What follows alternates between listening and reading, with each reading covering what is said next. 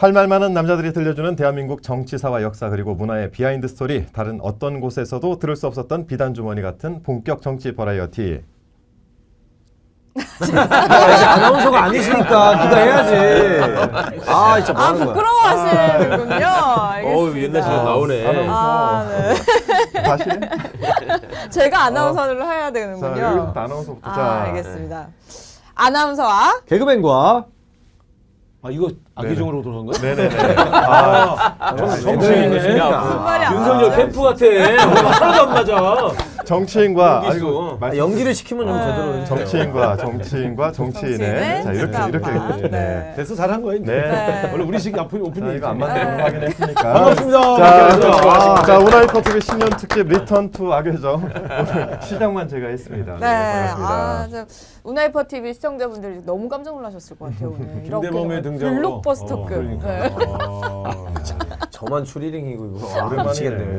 그러니까 거만한 거죠 지금. 옷차림이 뭡니까 이게? 난 항상 출연할 때 항상 이거야. 아니 이걸 초창기에 하시다가 여기를 버리셨다고 들었는데 왜 오신 거예요? 다시? 제가 실력이 너무 부족해가지고. 악의정의 개가 김대범 선생이었잖아요. 처음부터. 예, 개입니다, 개. 그냥 개. 멍멍 개. 네.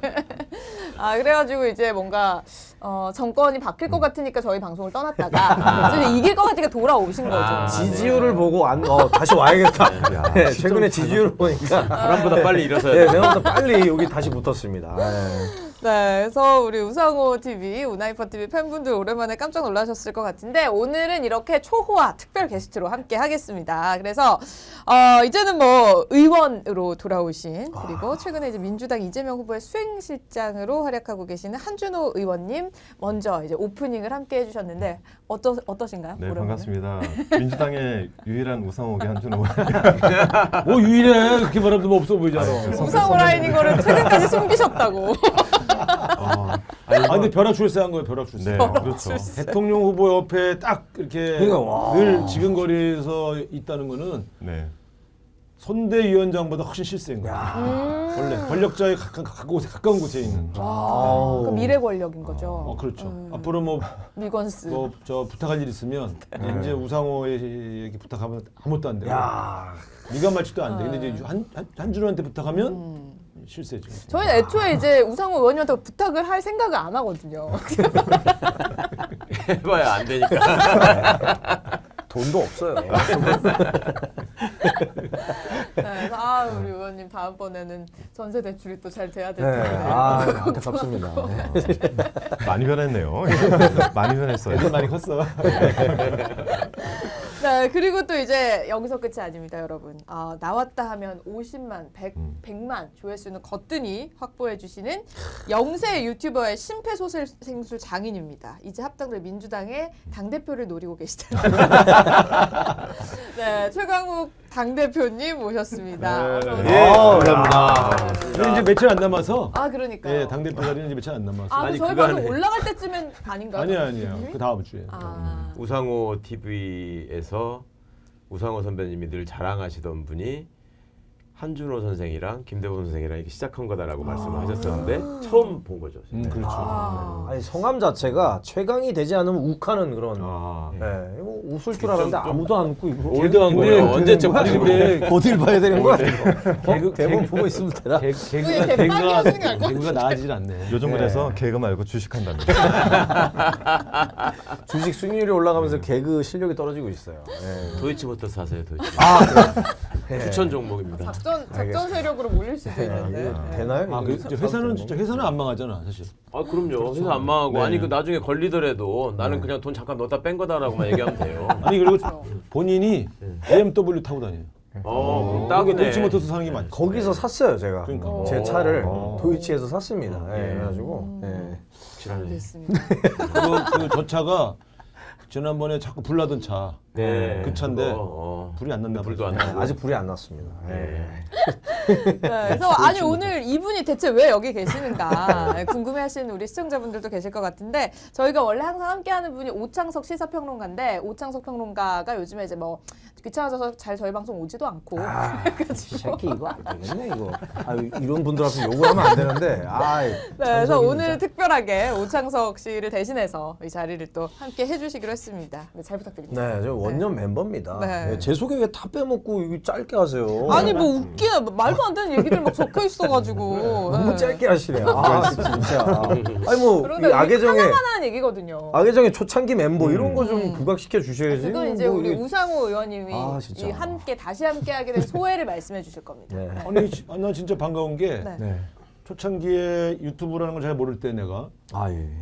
구독자 수가 뭐 200명, 300명 안 될 때 그렇죠, 그렇죠. 그때 어디 가면 이제 김대범 씨가 다른 유튜버 가서 이 프로그램을 소개해서 댓글에 김대범 소개로 왔습니다. 들어와 뭐 네. 이런 댓글이 맞아요, 쫙 맞아요. 올라와서 영향력이 세구나. 나보다 세구나. 그걸 되게 이제 네. 부러웠던. 아니, 어떻게 인연이 되신 거예요?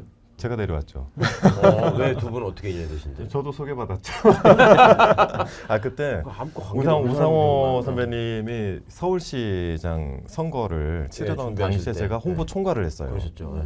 홍보 총괄을 할 때 처음 저를 만나서 그냥 뭐 대변인 하는 것보다 뭔가 좀 의미 있는 역할을 했으면 좋겠다라고 해서 그때 팟캐스트가 한참 뜰 때라 팟캐스트 준비를 하면서 그때 이제 아나운서, 개그맨, 정치인이란 컨셉으로 만들 때 개그맨 섭외를 들어갔는데 누가 적극적으로 추천을 했어요. 그분이 이제 장경태 의원. 네, 장경태 의원이 장경태하고는 아세요 원래? 경태랑은 형 동생으로 아. 친하게 지내던. 누가 네. 형이에요? 제가 형입니다. 네.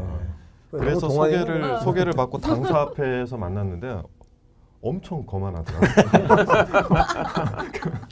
아 그때는 왜 그만했냐면은 외모가 동생인 줄 알았어요. 네. 가지고 이제 형 동생 트면 좀 갈고야겠다. 아니 그래서 박주민이 힘들어한다니까. 둘이 친구요. 아 진짜요? 네, 친구.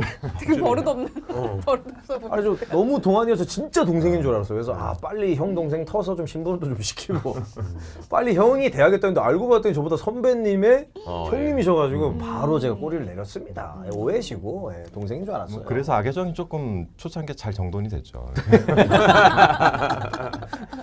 동생이면 바로 집합시키려고 그랬는데. 상호 형이 복이 네. 많으시네요. 이렇게 훌륭한 분들을. 그렇게 시작된 악의정이 지금 이렇게 여기까지 네, 온 이렇게 제작비가 확 올라갔네요. 일단 퀄리티가 달라졌고 네. 오늘 또 함께 하게 된 분들 뭐 윤석열의 몰락이 요즘 가장 행복한 분입니다. 우리 최정욱 대표. 저 행복은 안철수, 허경영 두 분이 행복하시고 저는 즐겁습니다. 행복할 게 뭐 있어요, 제가. 되게 즐겁다 지켜보기만 해도. 예. 그리고 아까 말씀드린 것처럼 이제 미래 권력의 가장 최측근에 계시는 우리 한준호 의원님과 오늘 제가 자세한 이야기 한번 나눠보겠습니다. 악의정 시작할 때는 뭐 상상도 못했던 그런 일들이 지금 그때만 해도 약간 백수 느낌이 있었어요. 할 일이 없으셔가지고 맨날 그랬겠네. 막걸리 담그시고 그치. 예, 책 써가지고 저한테 홍보해달라고 하시고 그랬는데 지금 맞아. 예, 지금은 갑자기 빛이 나시네요. 이거 정말 너무 달라지셔가지고 후보의 후광을 얻어가지고. 와. 네, 그러면은 진행해 주시죠. 왜 나도 진행하고 왜 갑자기 본인 할 일을 나한테 던져요. 출연료를 꽁으로 먹으려고 그래. 진행해 빨리. 뭐 하는 거야. 여기 한준호 의원님이 또 해야 된다고 적혀 있어요. 아니야. 알겠습니다. 자, 그럼 오늘 시작할게요. 저희 토크 본격적으로 한번 시작해 보겠습니다. 네, 저희가 1월 4일 화요일에 지금 녹화를 진행을 하고 있는데 1월 3일에는 정말 대한민국 대선 역사상 가장 많은 일이 일어났던 하루. 놀랐어요. 네, 그런 생각이 들어요. 일단은 윤석열의 선대위가 진짜 가루가 되어 버렸습니다. 이런 상황에 대해서 어떻게 보고 계신지. 일단 오늘 뭐 기사 또 보니까 윤석열 후보가 선대위에서 김종인을 배제하겠다라는 기사가 아까 잠깐 점심때쯤 올라왔더라고요. 상황이 지금 어떻게 돼가고 있는 걸로 진단을 하고 계십니까? 일단은 우상호 의원님께서 먼저 얘기해 주시죠. 개판된 거죠.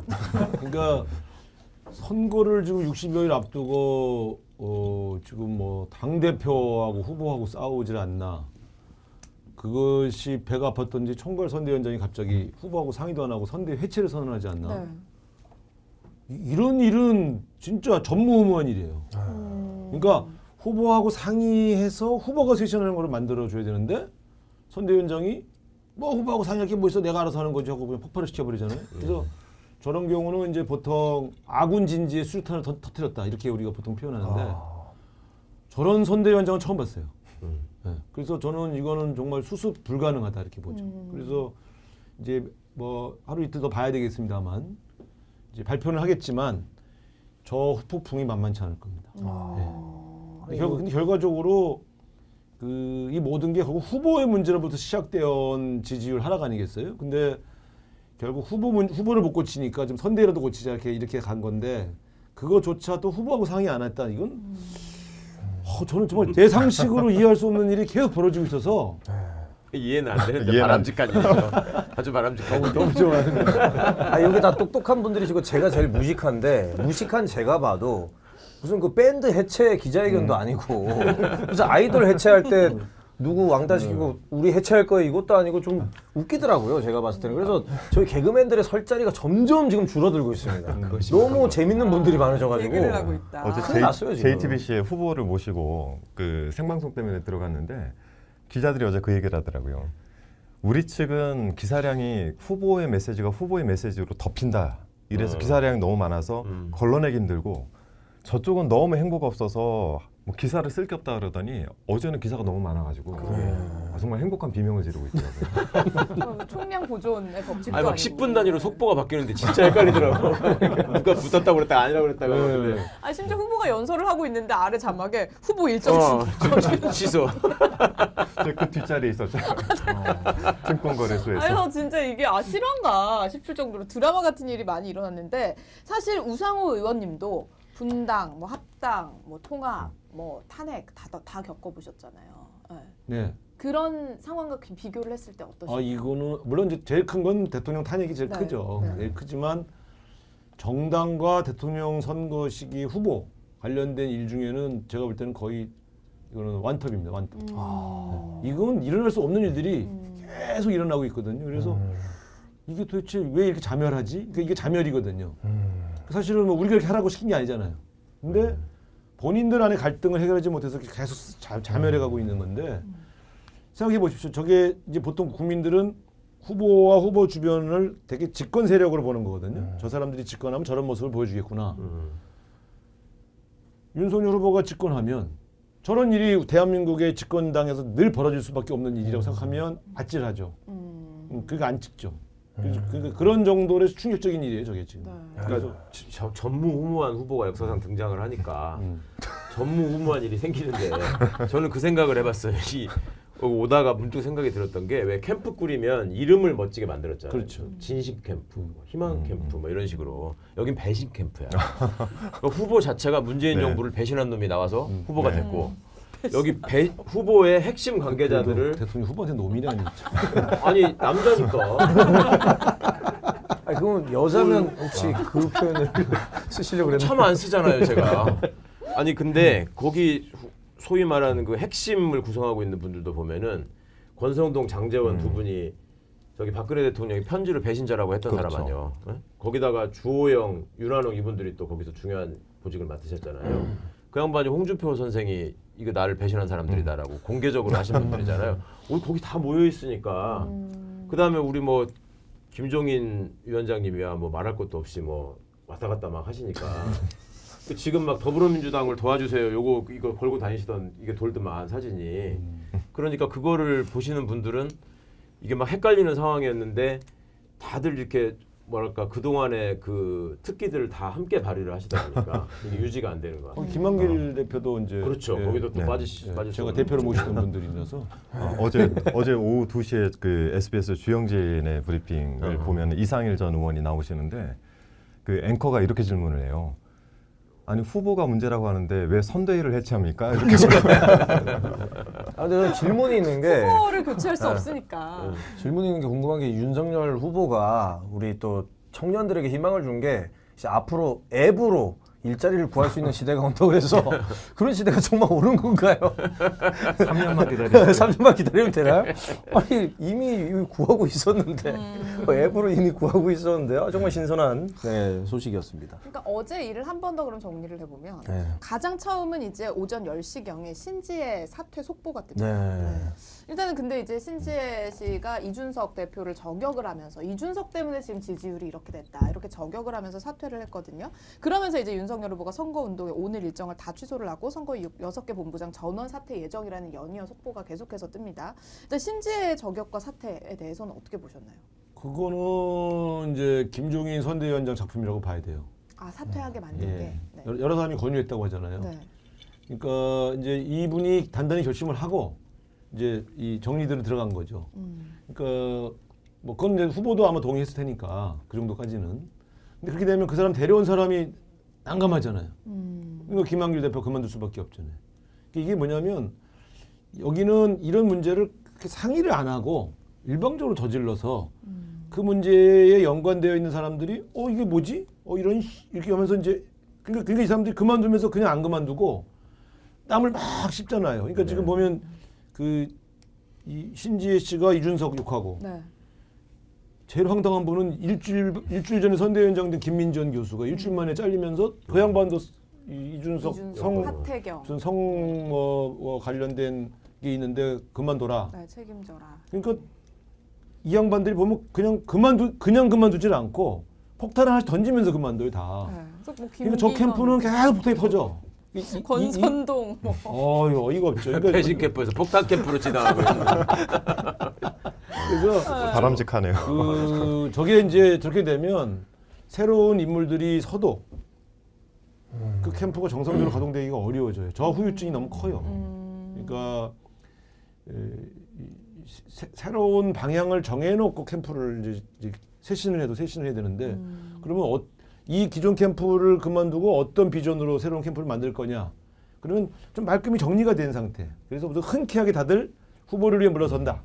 이런 감동 이런 걸 만들어주고 새로운 사람이 와야 되는데 막 폭탄 던지고 나는 그만두고 싶지 않았는데 막 너는 개판 친 상태에서는 새로운 건설이 굉장히 어려워지죠. 근데 심지어 후보와 이제 3라운드가 후보와 이준석 대표와 후보의 갈등이 이제 후보와 김종인 총괄위원장과의 갈등으로 비화되게 되면 네.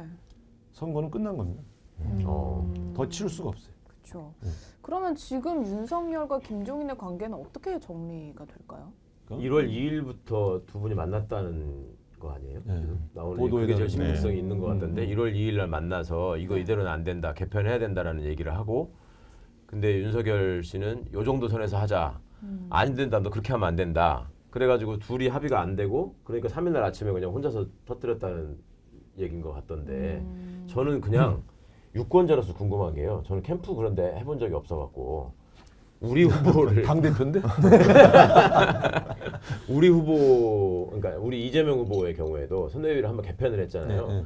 저는 그게 무슨 의미가 있는 건지 잘 모르겠더라고. 그러니까 이게 여기서도 지금 선대가 제대로 안 굴러가니까 개편하자 이렇게 하잖아요. 그러면 안 굴러갈 때는 뭐 조직이 크고 뭐가 의사소통이 안 된다고 하는데 뭐가 문제라서 이게 안 굴러가는 거고 어떻게 바꾼다는 거예요. 원래 캠프를 재편한다는 거. 그러니까 이재명 선대위는 초반에 네. 그냥 크기만 큰 게 아니라 네. 공동 시스템을 너무 많이 만들어가지고 이게 사실 권한이라는 건 공동 시스템, 공동본부장, 공동총괄본부장, 뭐 공동위원장 이렇게 가면 의사결정이 안 돼. 의사결정이 안 돼요. 아. 그럼 나중에 이제 왜냐면 결정을 한 사람이 책임을 져야 되는데 네. 정치는 책임과 결정과 결정의 이 책임 분명히 할 때 효율성이 있어요. 그런 측면에서 본다면 제가 제일 처음에 이 선대위 안 돌아간다 막 문제 제기를 시작했는데 그 이유는 나도 7명의 공동총괄본부장 중에 한 명이었는데 사람이 많으면 더 좋을 것 같지만 내 권한이 뭔지 나는 어떤 일을 해야 되는지를 알 수가 없을 뿐더러 이 7명이 한 번도 같이 모여서 회의를 해본 적이 없어요. 그러니까 이게 뭐지? 근데 나만 그런 줄 알고 쭉 다른 데 파트를 점검해봤더니 다 똑같은 문제가 있더라고. 그래서 이러면 이건 선대위가 안 돌아가지 않냐. 그래서 저는 더 근데 그때 슬림화라는 거는 공동 시스템을 다 상임 시스템으로 책임질 수 있게 만들자는 취지였거든요. 지금 그렇게 돼 있죠. 네. 그다음부터 이게 막 결정이 되고 뭐가 진행됐잖아요. 후보하고 소통도 쉽고 그때는 본부가 12개였어. 그럼 후보가 어떤 문제를 가지고 상의하거나 일을 지시하려면 12개 본부, 누가 12개 본부인지 다 알아야 되는데 지금 6개 본부로 줄였잖아요. 그러니까 이제는 어떤 일은 이 본부장한테 얘기하면 되겠구나 하는 게 쉽단 말이야. 본인이 안 해도 수행실장을 통해서 거기 이렇게 연락 좀 해주세요. 그러면 이게 탁탁탁탁 돌아가는데 요거를 슬림하게 만들었다는 것은 공동 시스템을 다 한 명의 책임자 시스템으로 뭐 아무리 많아도 2명 이렇게 만들어 놔서 실제로 이제 효율성을 기한 거죠. 아니 근데 그거의 전제는 후보가 어쨌거나 그 얘기를 빨리빨리 듣고 이해하고 본인의 그걸로 반영될 수 있게 하기 위해서 그렇게 하는 거 아니에요. 그렇죠. 근데 여기는 아무리 잘 만들어놔도 후보가 그 얘기를 안 듣고 소화할 능력이 없어요. 일단 3자 이상 넘어가면 못 해요. 써줘도 못 읽잖아. 아니 그 써줘도 못 읽고 그 족발집에서 그거 한 것도 그 전부터 검찰총장 할 때부터 검수완박이라는 말이 한때 유행어가 됐잖아요. 저쪽 무슨 저기서 네. 재개해가지고 근데 그걸 못 외워갖고 검수완판이라고 하고 다니잖아요. 제가 완판. 그 캠프에 좀 이상한 점을 느낀 게 김영삼 전 대통령 그 길에 현충원을 가는 일정인데 눈이 막 내렸어요. 그렇죠. 예. 근데 제가 이제 코트를 좀 가지러 내려가야 되는 길에 언덕길에 내려가고 있는데 윤석열 후보가 이제 뭐 그 스태프들하고 같이 올라오고 있더라고요. 네. 올라오는데 옷을 보니까 감색 옷에 넥타이 색깔도 검은색이 아니고 그 지나가다 이제 수행실장 맡고 있는 이용 그 이용 의원한테 아니 후보 옷 색상이 왜 이래요 하고 내려갔어요. 그날 입었던 옷에서 넥타이만 푼 상태로 그 다음날 MBN에서 행사를 했던 DDP 행사 또 갔어요. 거기에 그대로 또 오는데 그 후보가 관리를 못 받고 있구나 이 느낌이 그때 확 들더라고요. 거기 이제 김건희 씨가 삐져가지고 이제 안 챙기는 거지. 부인은 되게 관리하셨던데요. 관리 남편은 이상한 관리를 안 넥타이 해준 샵도 거. 다녀오시고. 그러면 이게 다 와해가 돼 있는 건데 어. 캠프에서 누가 관리를 안 해주고 집에서도 안 해주고 토리만 관리해 주는 거야. 저도 관리를 못 받고 있거든요. 그러네요. 네. 저 같은 신세가 되신 것 같아요. 저도 맨날 추리링인데 약간 아니 그런 근데 느낌이 그러면 아닌가. 지금 이게 이슈가 너무 이제 시시각각으로 변하는 상황이기 때문에 이게 이제 이틀 뒤에 업로드가 됐을 때 어떤 일이 펼쳐지고 있을지 저희도 지금 모르거든요. 근데 확실한 거는 지금 이제 김기현 원내대표 포함해가지고 국민의힘 의원 105명 전원이 당직 총사퇴 의사를 표시를 하면서 국민의힘 혼란이 계속되고 있고 계속해서 이준석에게 너도 내려와라라고 지금 압박을 하고 있는 상황인 거잖아요. 이준석 대표는 어떤 선택을 할 거라고 그 원내대표가 관둔 거는 당 대표 내려오라고 해서 관두는 거죠. 그렇죠. 원래. 예. 저는 그게 좀 황당한 거. 그러니까 사실은 보통 당 지도부가 사퇴한다 그러면 보통 최고위원들 사퇴하거든요. 그렇죠. 네. 그런 경우에도 원내대표 남겨놓는 거예요. 네. 그렇죠. 왜냐하면 비대위원장을 하잖아. 비대위원장도 해야 되고 네. 원내는 의원들을 책임지고 그렇죠. 그다음에 국회의회 그러니까 의사. 의회에서 생긴 들어가야 일이 돼요. 아니고는 원내대표가 책임질 일이 없어요. 네, 네. 물론 이제 큰 선거에 지면 총사퇴할 때 물러나는 경우는 있는데 그건 지도부 일원으로 원내대표와 정책위장이 이렇게 먼저 물러나는 경우는 이것도 없는 일이에요. 그래서 나는 아니 도대체 여기 왜 이래? 근데 저거는 이제 저런 신호죠. 하나는 우리가 그만둠으로써 이준석 대표를 압박하겠다. 네. 글쎄요. 네, 이런 목적이 아니고서는 원내대표가 그만둘 이유가 없고요. 네. 특히 정책의장은 왜 그만둬요? 예. 정책의장이 그만두면 안 돼요. 대선 공약 거기서 만드는데. 예. 그러니까 나는 보면서 뭐 그만지 이런 난파선에서 막 뛰어내리고 있는 거예요 지금. 예. 근데 그걸 어떻게 보정하냐면 나는 이 헌신하겠다. 희생하고 헌신한다. 예. 근데 얼굴이 희생하고 헌신하는 얼굴이 아니라 화난 얼굴로 뛰어내리거든요. 그러니까 이거는 제가 볼 때는 이거 상당히 심각하다. 그러니까 위기를 극복하기 위해서 선대위 개편을 하는 건데 선대위 개편의 모양새가 희생과 헌신의 모습이 아니라 짜증나고 화나고 막 남 탓하면서 그만두니까 이거는 개편의 감동이 전혀 없잖아요. 네, 네. 쇄신이 아니죠. 예. 그래서 저는 보면서 무너지고 있구나. 특히 원내대표가 그만두는 거냐. 저도 원내대표 해봤지만 최후의 보루가 원내대표예요. 네. 최후의 보루. 예. 그래서 당대표는 안 그만둔다는데 왜 원내대표가 먼저 뛰어내리지? 참 이상했어요. 저는 배면 한번 여쭤보고 싶었던 게 이게 저희도 선대위를 구성하고 이렇게 작동을 시키는데 한 달 정도가 그렇죠. 걸렸잖아요. 구성하고 나서 여기 뭐 각각 역할이 돌아가는데 근데 지금 오늘로 선거가 녹화 시점에 64일 남았는데 여기서 선대위 구성하면은 작동하다가 끝나는 거 아닙니까? 아니 이제 이렇게 되는 거죠. 네. 그 밑에 있는 실무진들은 그냥 다 일을 하는 거고. 네. 정무직 그러니까 국회의원들이 맡고 있는 자리만 고치해 주는 거죠. 그러니까 일은 돌아가게 돼 있고. 네. 그러니까 이제 위만 바꾸는 거죠. 우리도 그렇게 했어요. 우리도 밑에 실무진들 다 바꾸지는 않았고 이제 본부를 축소한 다음에 중진들이 다 물러나고. 네. 그러니까 우리는 중진들이 뭐 스스로 물러나는 모양새를 갖췄으니까 훨씬 더 내부 갈등이 없었죠. 개인적으로는 조금 내가 왜 그만둬야 되지 이런 생각하는 사람이 개인적으로 있었을지 몰라도 전체 캠프는 질서정연하게 물러나고 새로 바로 임명했으니까요. 아니 사실은 저쪽 캠프는 만들어질 때부터 당선됐다고 생각하고 만들었다는 거 아니에요. 그래서 그 안에서도 자리 다툼을 그렇게 심하게 했다는 거잖아요. 네네. 여기서 내가 무슨 자리를 얻느냐에 따라서 나중에 내 장래가 결정된다. 근데 아무리 해봐도 이게 안 될 것 같으니까 빨리 다른 길을 살 길을 찾자면 지금 이런 상황인 거 아니에요. 근데 이제 그래도 책임감들이 있으니까 못 그만두고 고민들을 하고 있었을 텐데 왜냐면 불과 1, 2주일 사이에 갑자기 확 바뀌었으니까요. 네.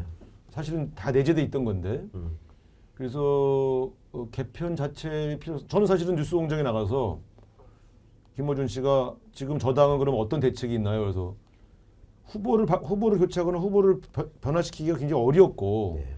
또 후보의 부인도 이거 어떻게 할 수가 없는 거 아니냐. 그러면 제일 먼저 할 수 있는 건 선대위 개편이다. 네.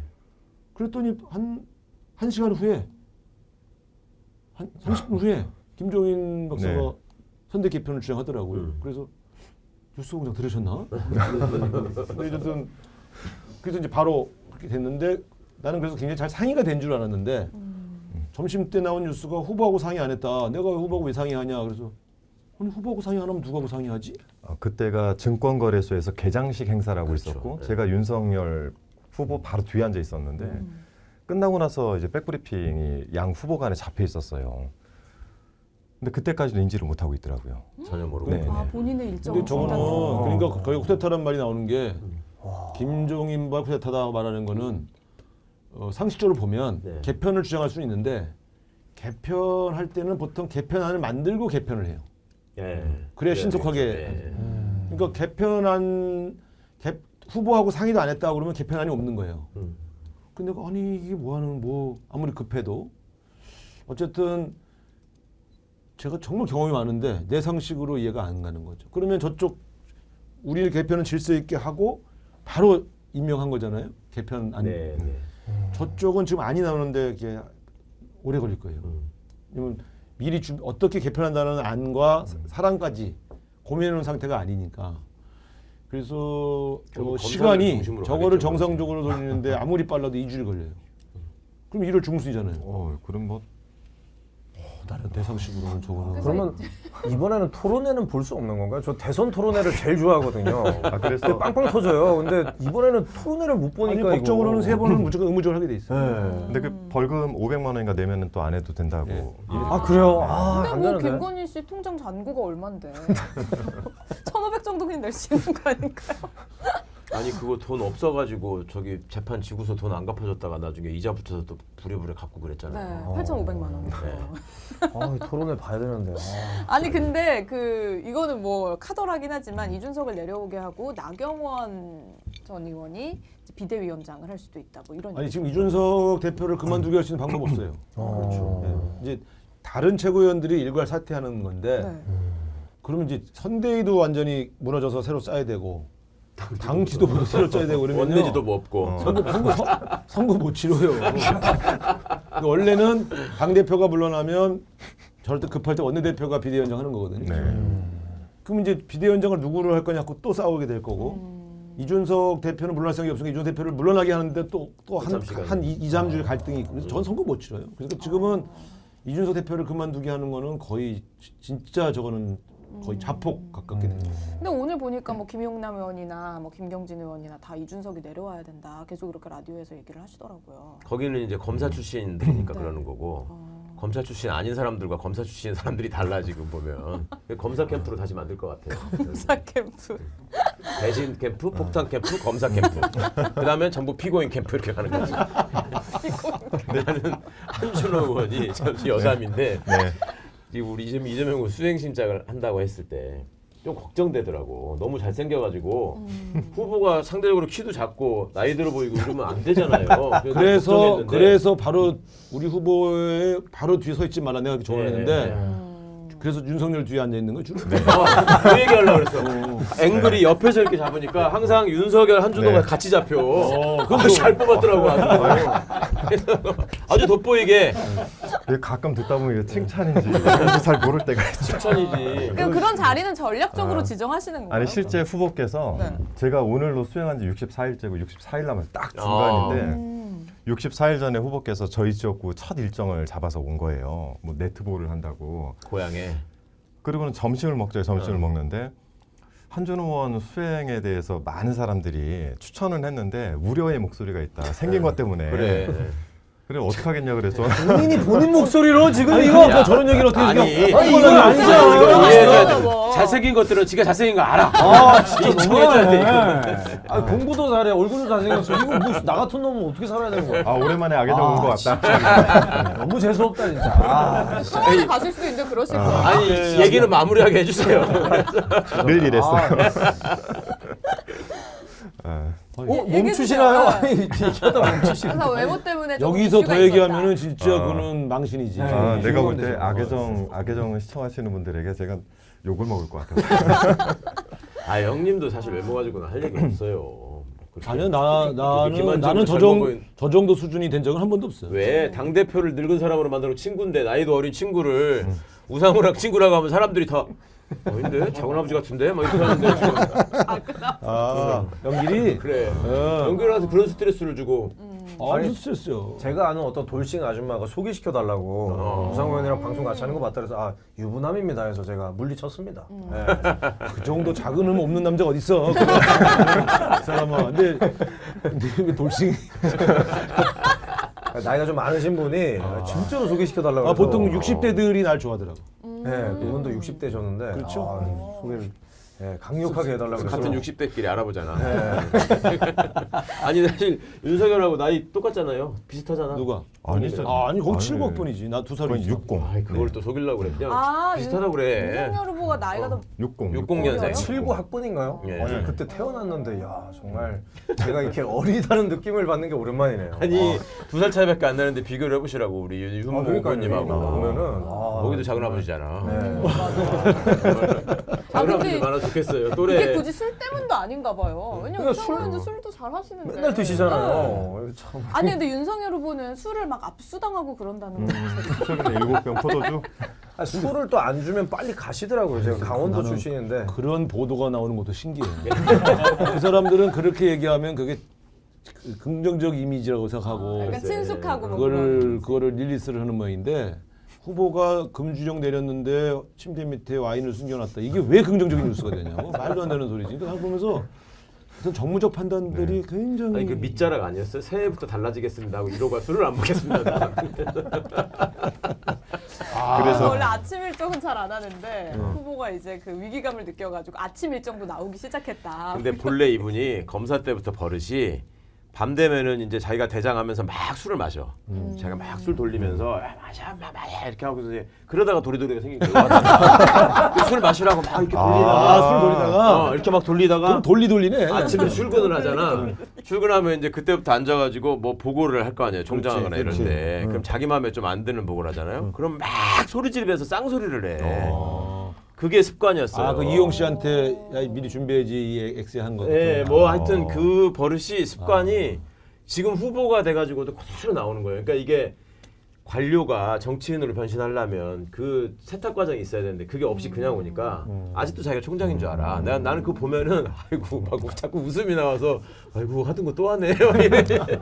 가끔 현장에서 그런 거 조금 볼 때 그러니까 후보이고 검찰총장하다 후보가 됐는데 옆에는 국회의원들이 서 있단 말이죠. 그렇죠. 다원법기관인데 조금 말을 조금 뭐랄까요 막 편하게 하시더라고요. 약간 반말을 하시더라고요. 늘 반말이에요. 그럴 때 그리고 보기가 안 좋아요. 그 예전에 그 국민의힘 토론회 때 홍준표 그 분한테 어깨를 그렇죠. 토닥토닥 그만해. 그것도 있었고 예 여러 후보가 내가 가지를 이런 느낌을 그걸 투닥투닥 적당히 해. 아니었어. 토닥토닥 어떻게 표현하냐 이거였잖아. 거의 싸대기인데 이거 어깨 싸대기. 이거 내가 상호 형이 지금 뭐 캠프 막 설명하시는데 가서 그만. 나 그 정도 나이 차이야. 동생이세요? 그래서 한살 많이 동생이에요. 아니 뭐야 이거 한살 차이인데 뭐 많아. 한 살 차이인데. 죄송합니다. 전 동생인 줄 정말 몰랐어요. 나의 어린 작은 아버지예요. 네. 와 동생 부르실 줄은 정말 몰랐어요. 자막으로 나이를 좀 네, 넣어주세요. 와 이거 진짜 아니 와 진짜 아니 그래서 지금 뭐 국민의힘 이슈가 어마어마합니다. 그래서 사실 그 어제였나요 엊그제였나요 김경진 의원이 지상파 방송에서 라디오 인터뷰를 하다가 18이라는 숫자를 말했는데 네. 여기서 어마어마한 문제임에도 불구하고 전혀 이슈가 안 됐잖아요. 그래서 이런 부분에 대해서도 계속해서 뭐 국민의힘에 관련된 이슈만 나오는 이 아니 그 상황이에요. 얘기를 할 때도 네. 김경진 의원이 자기 감정을 표출한 게 아니라 후보가 아이 그러면 18 내가 그거 해야 돼 뭐 이 말을 그대로 전하다가 그렇게 한 거야. 그러니까 내가 국민들 앞에 무릎을 꿇어야 되냐 아. 이런 얘기를 하면서 그 사이에 18이 들어간 거예요. 18이면 10 얘기하는 네. 거죠. 예, 몰라서 지상파 물어본 방송에서. 겁니다. 네. 예. 아, 씨, 내가 꿀어야 돼? 이런. 쟤네들 저런 거 너무 좋아해. 아니 욕을 너무 좋아해요. 근데 네. 아, 어쨌든. 어쨌든 이제 후보에게 생긴 문제잖아요. 다 전부. 네. 후보에 잇따른 실언과 망언으로 인한 자질 논란. 그다음에 후보 부인의 위조 경력을 둘러싼 공정의 문제. 내로남불 문제. 세 번째가 이제 결국 이준석 대표하고의 갈등 내분이 오래돼가면서 생긴 후보의 리더십 문제. 네. 그러니까 결국 다 후보와 관련된 리스크 때문에 지지율이 떨어진 건데 이 후보가 변하지 않고 과연 이 문제를 해결할 수 있느냐 하는 것이 사실은 이제 고민의 중심에 있는 건데 네. 선대라도 개편하자고 하는 것이 이제 김종인 위원장의 충정이라고 봐야 되겠죠. 근데 문제는 그것조차도 후보와 상의하지 않고 돌발적으로 저지름으로써 이준석 대표 리스크도 있는데 총괄 선대위원장 리스크까지 같이 네. 이 반복되는 바람에 저는 이제 이 문제는 극복이 불가능하다. 후보의 문제로 비롯된 문제는 후보를 변화시키지 않고는 해결이 어려운데 지금 말씀하신 것처럼 후보는 여전히 변하지 않고 절대 안 변해요. 훨씬 더 과거로 돌아가고 있기 때문에 그럼 후보 교체에 대한 이야기를 홍준표 의원 쪽에서는 계속 풀고 있는 아니 이거 후보 교체나 대표 교체가 다 똑같은 건데 본인이 사퇴해 줘야 돼요. 본인이 사퇴해 주지 않으면 교체를 할 수 없어요. 그렇기 때문에 후보 교체는 그냥 자멸이에요. 그건 진짜 선거 못 치러요. 근데 윤석열 후보 입장에서는 대통령 그 후보에서 내려오게 되면 이제 수사를 받아야 되기 때문에 절대로 이제 본인이 스스로 내려오지 저런 않을 거 참 것이다. 좋아해. 저런 거. 아니 뭐 객관적인 상황이 그렇지 그렇죠, 않습니까? 객관적으로. 네. 저기도 똑같아요. 청와대 아니면 감옥인 거거든요. 아 그렇게 극단적이야. 근데 어쨌든 지금 이제 마지막 수가 선대위 쇄신인데 마지막 수조차 이게 틀어져 버려서 위기를 돌파할 수 있는 묘수가 단일화. 없어요. 자기네끼리 단일화. 그게 하나 남은 거죠. 안철수와의 안철수. 단일화. 그게 하나 남았죠. 허경영하고 단일화를 하면 어떨까요? 약간 공중부양 되는 거죠. 웃음을 주는 게 비슷한 수준으로 웃음을 주시는 것 같아서. 그 단일화 방식을 둘이 서로 내 눈을 바라봐요. 먼저 뜨는 사람이 후보 되는 거야? 허경영이 되면은 국회의원들 다 삼천교육대 보낸답니다. 목공체조 하셔야 돼요. 다시 만드는 거예요, 그걸. 야, 이거 정말. 나는 그거 하다가 쓰러진다. 나이씨 군대에서 하고 한 번 안 했는데 유교 훈련할 때. 안철수 후보가 저기 사퇴하실 것 같아요? 저는 안 할 것 안 같은데. 하죠. 네, 네. 안할 것 그러니까 같아. 안철수 후보가 사퇴할 수 있는 유일한 가능의 수는 지지율이 2, 3%밖에 안 나올 거예요. 그렇죠. 근데 지금 이미 10%까지 갔는데 지금 저분들은 10% 올라섰으니까 20% 가는 건 시간 문제다. 그렇죠. 그러니까 이거요. 윤석열 캠프의 자멸을 가장 좋아하는 곳은 더불어민주당이 아니에요. 안철수예요. 안철수예요. 네. 안철수가 제일 좋아하죠. 그래서 요즘 그쪽 권은희 의원이나 안철수 얼굴이 살아나기 시작했어요. 아니 근데 이렇게 안철수 후보 지지율이 올라가는 것 자체가 그럼 오히려 민주당이 좋은 거 아닙니까? 안 합치려고 할 거 아니에요, 안철수 쪽에서. 합칠 수도 있잖아요. 윤석열. 선거는 가장 최악의 경우, 우리에게 가장 불리한 경우를 상정하고 대비해야 되거든요. 근데 저쪽은 예를 들어 이렇게 되는 예를 들어 이런 거 아닙니까? 안철수 쪽에 생각하는 제일 좋은 시나리오는 윤석열이 계속 떨어지고 안철수가 좀 올라가서 비등비등하다가 단일화 게임에서 안철수가 되는 거야. 그러면 바람 분다. 이게 안철수 시나리오죠. 그렇죠. 예. 그걸 워낙 그건 사실 위험해요. 그런데 가능한 시나리오인가요? 이게 사실 대한민국에서 1번, 2번 후보가 아닌 사람이 대통령이 된 적이 없잖아요. 네. 네. 근데 아니 이제 그 전무후무한 후보의 캐릭터가 워낙 강하다 보니까 지금 착시 현상이 약간 생기고 있는데 그 꼰대 대표가 홍준표 후보였는데 안 꼰대처럼 돼버렸잖아. 응? 그다음에 심지어 안철수 후보가 굉장히 스마트한 사람으로 네, 지금 네. 다 인정받고 정상적인 있어요. 사람. 예. 그러니까 그 착시 현상이 이제 요 전무후무한 후보가 깔아앉기 시작하면 사람들이 다시 옛날의 그 아바타 모습을 다시 떠올리시겠죠. 그럼 그게 한계가 있겠죠. 얼마나 올라가겠습니까, 그게. 그래서 이제 안철수 후보 지지율이 10% 초반에서 머물 것이다 그렇게 얘기를 하신 거세요? 네, 이제 왜냐면 윤석열 후보에게서 빠져나올 수 있는 건 다 빠져나왔어요. 더 빠져나오긴 좀 어려워. 더 빠져나오는 건 정말 위험해지는 거죠. 근데 이제 그렇게 되면 원래 김종인, 이준석 두 분의 생각은 네. 안철수 후보를 묶어놓고 이 윤석열 후보의 지지율을 더 그렇죠. 올려서 네. 안철수 후보가 스스로 주저앉게 들어오게. 만들어서 흡수하겠다. 이런 단일화 전략이었거든요. 근데 지금 안철수 후보가 커버렸으니까 도리 없이 이건 단일화 게임 안 할 수가 없잖아요.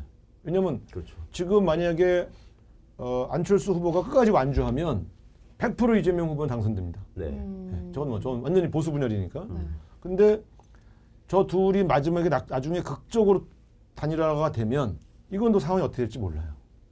그렇기 때문에 저거는 굉장히 최악의 상황을 염두에 두고 우리가 대비를 해야 되죠. 비웃을 문제가 아니죠. 왜냐하면 경우의 수는 늘 가능하니까. 저는 대책이 있어요. 윤석열 후보가 많이 내려가고 비등비등해져가지고 단일화 게임이 진짜로 위험해진다. 난 윤석열 지지 선언할 거야. 그러면 윤석열이 먹어. 최강욱이 지지 선언하면 윤석열이 그 돼? 효과 있죠. 네. 그거는. 보수가 최강욱을 좋아한다고 생각하세요? 아니 어떻게 됐거나 효과 있어요. 하는 김에 우상호 의원님도 같이 하시죠. 아 짰어요. 후보께 별도 보고를 좀 하도록 아니 지금 이제 열린민주당하고 더불어민주당 어이가 없네. 합당. 내가 이 합당 추진하는 게 잘하고 있는 건데 헷갈리네. 근데 이제 뭐 합당 이후에 그러면 이제 어떻게 될 것인가. 그래서 이제 뭐 최강욱 대표님은 어떤 당직을 맡으시고 뭐 손혜원 전 의원님이라든지 뭐 이런 부분들에 대해서 어떤 역할을 하실 것인가. 이것도 이제 우리 시청자분들이 많이 궁금해하시거든요. 그 부분을 뭐 저는 아직 모르겠는데요. 일단은 합당 절차를 마무리하는 게 우선이고 네. 그에 앞서서 제가 여기 나오면 꼭 드리고 싶은 말씀이 있었는데 제가 지난번에 처음 악의정에 나왔을 때 우상호 선배님이 정치인으로서 걸어온 길을 보면은 남들이 못하는 거를 굉장히 많이 해오신 분인데 사람들이 너무 그걸 모른다. 그러니까 예를 들면 박근혜 탄핵 때 원내대표로서 그거를 사실상 성사시킨 주역이거든요. 근데 그걸 다 잊어버렸어요. 근데 이번에도 제가 이 합당을 추진하는 과정에서 보니까 이게 우리가 이렇게 만나면은 되게 좀 뭔가 아는 게 많으시고 마음씨 좋은 아저씨잖아요. 근데 그런 어떤 일이 주어지면 굉장히 냉철하고 돌파력이 있고 일을 가지를 탁탁 쳐내가면서 이렇게 딱 이렇게 모아가시는데 진짜 이게 상호 형의 내공이구나 이거를 느꼈어요 정말. 그러니까 이 능력을 알아보게 하려면 감사합니다. 형님은 이런 걸 하면 안 되는데. 저도 똑같은 얘기를 하고 싶은데 지난번 왜 후보 모시고 토크 콘서트 했잖아요. 네. 하고 차를 같이 타고 가는데 그 얘기를 하시더라고요. 야, 이 당원들 분위기를 봐서는 합당이 쉽지 않을 것 같은데 이게 가능하겠습니까? 그래서 제가 옆에서 우상호 의원이 진행하시니까 되지 않겠습니까? 이렇게 대답을 했어요. 네.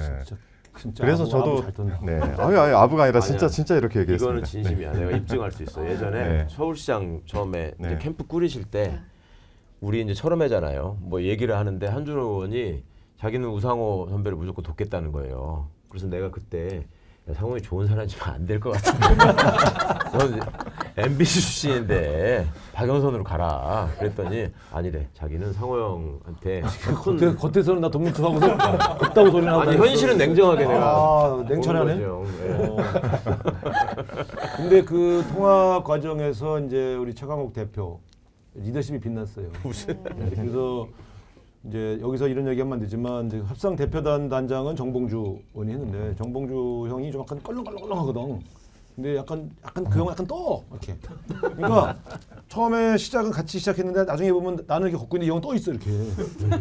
아, 형 가만히 있어봐. 그거 아니라니까. 야야야야, 가만히 있어봐 형. 근데 어쨌든 그 당원들의 신뢰가 정봉주 전 의원보다는 최강욱 대표에 대한 신뢰가 훨씬 크고. 그래서 이 최강욱 대표가 중심을 잡으면서 이제 잘 설득하고 안을 잘 그 안에 반대하시는 분들도 꽤 계셨는데 이 보니까 시간이 갈수록 이렇게 한 뭐랄까 어떤 한 덩어리씩이라고 할까 이렇게 한 무리씩 이렇게 정리를 해가시더라고요. 보면서 나는 처음에 되게 불안했어요. 처음에 만났을 때 정봉주, 김의겸 두 분이 뭐라고 얘기하냐면 사실은 6대4, 5.5대 4.5 정도로 통과돼도 뭐라고 말할 수 없는 분위기다. 그래서 큰일 났는데 이제 걱정은 됐죠. 그런데 나중에 투표를 해보니까 75대 25. 75대 25. 그러면 이건 굉장히 압도적인 찬성이거든요. 그래서 야 이거 상당히 당원들 여기는 당원이 10,000원씩을 낸대요. 월 10,000원씩 내는 당원이 10,000명이래. 엄청난 거예요. 정의당보다 센 거 아니에요? 정의당도 10,000명이잖아요. 뭐 정의당은 잘 모르겠는데 5,000원이고요. 근데 5,000원이? 예, 우리 당원분들이 사실은 굉장히 이렇게 전략적인 판단들을 정봉준이 하시잖아요, 나한테 거짓말했네. 10,000원씩 낸다고. 거의 안 내봐서 몰라. 여기는 항상 묻어가는 스타일이잖아요. 그래서 근데 같은 당끼리 헐뜯고 좋다. 윤석열 캠프보다는 낫지 뭐 그러니까 그 대선을 이겨야 된다라는 절박함. 네, 그게 확실히 이 중요한 시기에 대선을 꼭 이겨야 하고 그러기 위해서 이재명 후보가 중요한 선택인 것이고 사실은 경선 과정에서부터 이재명 후보 지지 의사를 노골적으로 당 게시판에다가 올리신 분들이 많았거든요. 많았죠. 네, 한국 사회 개혁의 진전을 위해서는 이재명 후보가 현실적인 대안이다 이 얘기가 있었고 그리고 이제 상대 후보가 또 워낙 또 희한한 사람이 나오다 보니까 또 그거에 대한 이 긴장 이런 것도 있으셨죠. 근데 이제 우리 당에서 일각에서는 우리 당 일각에서도 반대가 꽤 있었어요. 그렇죠. 그래서 네. 이제 난 직접 만나서 대화를 하면 어차피 그 당에 있는 당원들은 이재명 후보를 찍게 돼 있는데 네. 굳이 왜 통합을 하느냐. 그렇죠. 그 논리가 많아요. 그래서 내가 이제 근데 이제 이게 결국 판단의 차이거든요. 그럼 저는 그런 얘기 했어요. 실제로 선거를 치를 때는 전통적 지지층이 하나로 이렇게 뭉쳐 있어야 돼요. 그 뭉쳐 있는 힘으로 중도층을 설득해서 모셔오는 거거든. 근데 열린민주당 당원들과 지지자를 먼저 합치면 중도층이 안 올 수 있다. 그건 언론이 만든 프레임이에요. 그렇기 때문에 이게 분열 프레임이거든. 사실은 지금 잘 보시면 알지만 보수가 지금 계속 저쪽은 홍준표도 안 도와주고 유승민도 안 도와주고 네? 나경원도 안 도와주고 윤석열 보수가 총 결집돼 있지 않아요. 예. 그러면 중도 공략이 어려워요. 결국은 그 안에서 갈등 요소가 생겼잖아요. 이게 선거 전략에서 굉장히 중요한 거예요. 다음 대선에서도 다음 대선 때는 내가 안 뛸 테니까 뭐 캠프 일을 안 할 거니까 참고를 하자면 선 결집을 해놓고 그 다음에 중도 공략으로 가는 거예요. 그래서 이 열린민주당과의 통합이 사실은 쭉 진행되면서 그거 요인만은 아니지만 이것도 하나의 기여가 된 거예요. 후보 지지율 상승에. 근데 그거를 어디서 어디까지가 이 통합의 효과냐 그걸 잴 수가 없잖아요. 그러니까 우리가 할 때는 보통 운동장을 넓게 쓴다 그러는데 대여섯 개의 카드를 동시에 쓰는 거예요. 그러면 그것이 시너지를 내면서 이거 왜 올라가지? 이런 일이 생기는 거거든. 그래서 딱히 무엇 때문이다라고 딱 집을 수는 없어도 이 서너 가지 카드들이 동시에 시너지를 내는 순간이 이게 골든크로스가 오는 거예요. 그래서 12월 연말 11월 초에 이 골든크로스가 온 거죠. 그러니까 그래서 이 결집의 힘 우리가 사실은요 문재인 대통령 인기가 막 떨어지고 그랬죠. 우리도 사실은 정서적으로는 좀 이반됐고 조금 흩어져 있었어요. 근데 다시 이재명 후보가 당선된 다음에 계속 이쪽으로 모아가는 과정. 이게 힘을 발휘하는 겁니다. 그러니까 저쪽은 다 이겼다고 생각하고 여론조사 지지율에 일비하지 말자 하면서도 이겼다. 그러니까 자리 싸움으로 들어가면서 이게 쭉 찢어진 거죠. 주도권 싸움. 이런 거 보면 당 대표감이신데요, 그죠? 아니 그러니까 서울시장 당 대표 나와주세요. 아무나 하는 건데 그걸 못 해보더라고. 서울시장 나오지 말라는 거죠. 어떻게든 마스크 씌워서 애국가 사절까지 부르게 한번 만들어야 되는데. 네. 그래서 네. 저는 열린민주당과의 통합에 찬성해 주신 당원들 또 감사드리고 또 반대하신 분들도 그게 이 통합을 반대하는 게 아니고 그럼요. 뭔가 네. 독자성을 가지고 개혁을 더 추진하고 싶은데라고 네, 네. 하는 열망이기 때문에 그것도 아름다운 마음이에요. 어쨌든 우리 최강욱 대표님은 이제 저희 당의 최고위원으로 모시기로 되어 있습니다. 그래서 지도부로 오셔서 또 활약을 해주실 것을. 근데 사실은 대선 때는 사실 최고위원이 아무것도 한 일이 없거든. 아니 대선 끝나고 이제 뭐 지방선거라든지 뭐 전당대회라든지 그런 데 그래서 사람들이 원래 저한테 제안하기를 공동 대표를 달라고 우겨라. 그래가지고 그래가지고 당대당. 의자를 가운데에다가 양쪽으로 이렇게 두 개 딱 놓고 앉아가지고 한 분은 휠체어에 앉아 있고 너는 멀쩡하게 서 있고 그러면 네가 좀 보일까 이런 팔같이 하는 소리를 하신 분들이 있었는데. 나는 참 고마운 게 그 보통 당대당 통합을 하면 아무리 작은 당이라도 흡수되는 모양새를 싫어하시기 때문에 대표 자리를 요구할 수 있어요.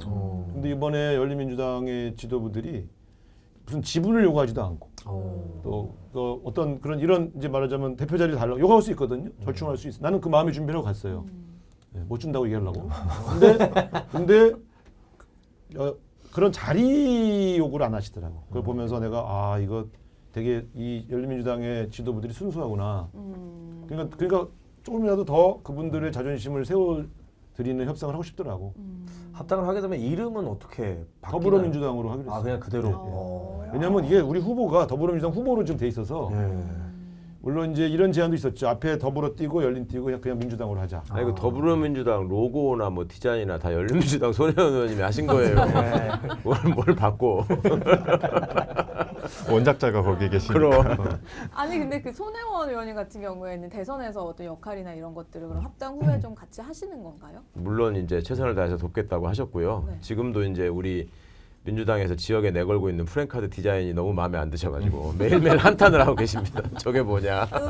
근데 내가 시청자분들도 같은 소리 손혜원 하시니까. 의원이 홍보위원장을 때 내가 원내대표를 했잖아요. 네.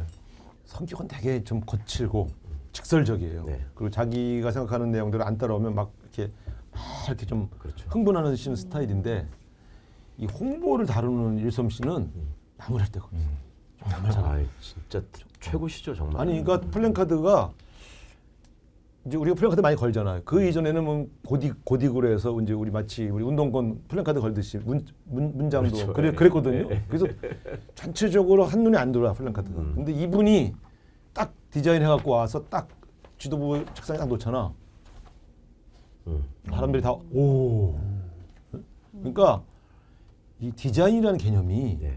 플랜카드 우리는 플랜카드에 문구를 가지고 고민하는데 문구와 디자인 전체를 하나의 완벽한 좋아. 작품으로 네. 가져오더라고요. 맞아요. 그래서 내가 보면서 야, 이거는 배워서 되는 게 아니다. 진짜 그 현업에 오래 있던 경험인데 대법원 TV 성격만 좀 고치면 진짜 그래서 실제 이재명 후보께서 차 안에서 갑자기 한번 물어본 적이 있어요. 요즘 손혜원 의원님 그 재판이 어떻게 돼가죠? 이렇게 물어본 적이 있어서 알아본 적이 있었죠. 네. 그 못 보고 그거는 무죄 났잖아요. 네. 네. 네. 그렇죠. 난 그때 내가 열심히 쉴드를 쳐드렸는데 왜냐면 난 알고 있었기 때문에. 근데 거기도 모진 고생한 거예요. 그러니까 그러니까 시작이었지 시작. 언론 동원해 가지고 어거지로 사건 만들기 시작이었죠. 시작이죠. 예. 근데 어쨌든 그때 마음고생 많이 했어. 근데 어쨌든 뭐 다 그러고 보니까 열린민주당에 실력파들이 많네. 아니 이게 여담인데 지난번 대선 때 지금 우리 문재인 대통령님 그 복장을 자세히 보시면 스트라이프 넥타이를 네. 많이 매십니다. 네, 네. 네. 그 원래 그 전에는 전혀 안 매셨어요 그거를. 네. 지난번 선거 때도 안 매셨고 왜냐하면 당신 스스로 스트라이프가 나는 이상하다. 왜 그런 거 있잖아요. 남자들이 왜 내가 도대체 이거 소화할 수 없는 거다라고 생각하는 거 있잖아요. 그렇게 생각하셨대요. 근데 손 의원님이 특유의 그 성격을 발휘하셔가지고 아주 조용히 하고 매라고 해가지고 딱 이렇게 내주셨어 사진 찍을 때. 그러니까 그러니까 부인하고 친구랑 백으로 그렇게 그렇게 딱 그걸 당신이 보시고 이게 너무 마음에 들었던 거예요. 그 스트라이프를 좋았어. 많이 그거 잘 네, 어울렸어요. 네. 알겠습니다. 그래서 뭐 지금 이제 대선 이후에도 지방선거도 있고 또 우리 우상호 의원님도 경선 나가셔야 됩니다. 그리고 전당대회라든지 이런 굵직한 이벤트들이 예정이 되어 있으니까 더불어민주당 그리고 열린민주당의 또 함께가는 새로운 모습 여러분 많은 기대 부탁드리고요. 전당대회 뭐 할 일 있어요 형님? 아니요? 왜 전당대회 얘기를 해? 최강욱 당대표. 앉아 아건데 기대하고 있습니다. 센데? 아니 나오셔서 당선되실 수 우원씨 있잖아요. 호용표 네. 긴장하고 저는 험난한 길을 가지 않고 비어있는 국민의힘 원내대표를 노리겠습니다. 아무도 윤석열 가려하지 지지 않는. 선언하고. 그렇지. 알겠습니다. 자 그리고 이제 이재명 후보 관련된 이야기를 해보면은 아니 근데 지금 뉴스가 온통 다 지금 국민의힘 투성이어가지고 이게 과연 근데 이재명 후보에게 도움이 되는 것인가 이런 생각도 들기는 하는데 이재명 후보가 탈모 약을 이제 건강보험 적용하겠다라는 공약을 내가지고 지금 그건 진짜 탈모인들이 난리가 난리가 났어요. 청와대에 났어요. 이재명을 심어야 된다 우리가. 모델로 저를 써야 됩니다. 왜냐면 제가 맞박이 그 제가 탈모의 상징 아닙니까? 저를 쓰셔야 돼요. 탈모인들이 안 쓰는 용어가 있는데 뽑는다는 용어를 안 써요. 그래서 심는다는 용어를 쓰는 겁니다. 씹는다고만 해야 돼. 네. 청와대에 이재명 심는다. 그 맞박이 아는 사람이 없을걸 지금 2030에 아니 4050은 알지. 4050 4050에만 어차피 우리 지지가 높은데 2030을 끌어와야지. 더 높이는 거죠. 오랜만에 얘기하지만 우리 아들들이 우리 그때는 개그 콘서트를 다 같이 볼 때니까. 그렇죠. 맞박이만 나오면 계속 따라하면 자기 머리를 때리는 거야. 내가 왜 자기를 때리냐 하지 말고 저 아저씨도 하잖아요. 그러면서 아 진짜 근데 진짜 많이 때리더라. 많이 만들어. 진짜 대단했어요 그때. 그게 어제 되게 큰 이슈였는데 상대적으로 국민의힘 이슈에 다 묻혀가지고 한 번 더 이제 말씀을 드렸습니다. 지금 탈모 갤러리라든지 이런 데서 난리가 났거든요. 그 오늘 영상을 짧게 찍습니다. 조금 이따. 아 그래요? 아, 네. 그래서 이재명 심는다고. 나도 지금 여기 심어 여기가 내가 여기 1cm 올라가서 요거 좀 심어야 되는데. 아니 형 그거 매직으로 그려. 뽕대 그 뽕대. 아크로비스타 가면 잘하는 집 있어요. 부부간에 잘 그려줘. 서로. 앙드레김 선생님처럼 앞에 그렇지 그렇지. 이렇게 그거 잘해주는 집 있어요. 내가 통합될 때까지 꾹 참는데 통합만 되고. 형님 그거 내 그리면 성격 좋아 보이지? 정풍 운동을 하겠습니다. 근데 최 대표도 여기 좀 올라감 이거 여기가 이 좀 많이 U자형 올라갔죠. 아니야. 네.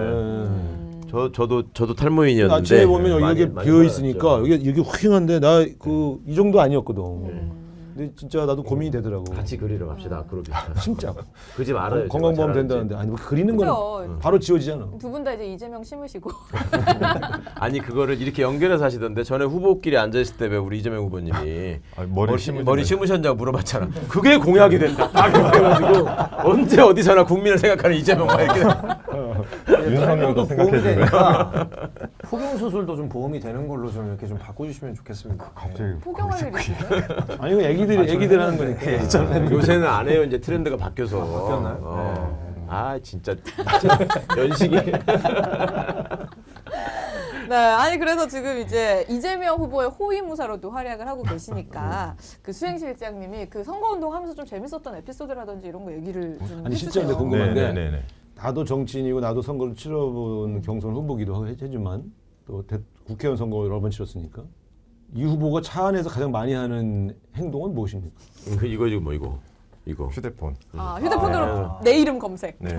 아니 그건 아니고 네. 아니야. 온갖 기사, 문자, 텔레그램 정말 이걸 빼곡히 오는데 안 빼고 다 쫙 보고 답장도 또 해. 네, 답장도 하고 본인의 악플 같은 거를 읽으시나요? 이렇게 읽어요. 그 어떻게 반응하세요? 물어봤죠. 이 악플 읽으면은 상처받지 않습니까? 했더니 이래야 내공이 단련됩니다. 그럼. 상처받으면 이재명이 아니지. 아니 근데 그 찢도 사실 그거를 개그로 받아주셔가지고 네. 이미 됐잖아요. 그러니까 숨기면 진짜인 줄 안다라는 생각도 조금 있는 것 같고. 근데 이번에 네. 왜 그 크리스마스 때 방출하신 그 뮤직 비디오라고 해야 되나? 뭐 그거 있었잖아. 김영희 PD의 네. 뮤직비디오. 그때 할 때 처음에 빨간 티 입고 나와가지고 이거 했잖아 이거. 네네네. 야 그 옛날에 놀던 가닥이 나오더라고. 딱 보니까 표정이나 이게 우리 같은 모범생은 따라할 수 없는. 그 자세가 약간 몸에 배어 있는.